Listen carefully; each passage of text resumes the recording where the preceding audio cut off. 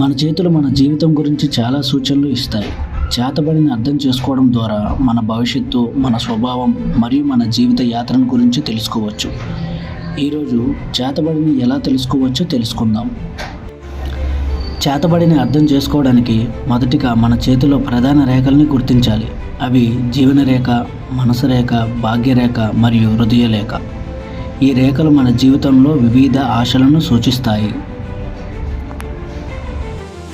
జీవన రేఖ అనేది మన ఆరోగ్యం మరియు జీవిత శక్తిని సూచిస్తుంది. ఇది ఎంతో లోతుగా మరియు స్పష్టంగా ఉందో అది మన జీవిత సామర్థ్యాన్ని తెలియజేస్తుంది. ఈ రేఖ పొడవు మరియు స్పష్టతని బట్టి మన ఆశయాన్ని కూడా అంచనా వేయవచ్చు.